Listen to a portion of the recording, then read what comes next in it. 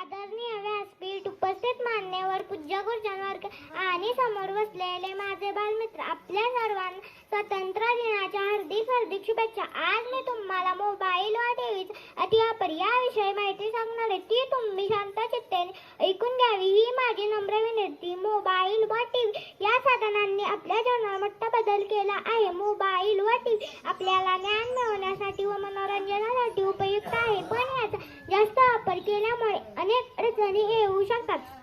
Mobile व टीव्हीचा अतिवापर केल्यामुळे मुलांच्या डोळ्यात ताण येतो, त्यामुळे डोळ्यांची समस्या येऊ शकते. मुलांना धावणे, उड्या आणि खेळणे आवडते, पण मोबाईल व टीव्हीचा अतिवापर केल्यामुळे ते घरातच बसून राहतात. मोबाईल व टीव्हीचा अतिवापर केल्यामुळे मुलांना अभ्यासात मन लागत नाही. मित्रांनो, आपण सर्वांना मोबाईल व टीव्ही योग्य वापर करा. आपल्या आरोग्यावर व अभ्यासावर लक्ष द्यावे. एवढं बोलून मी माझे संपवते. जय हिंद, जय महाराष्ट्र.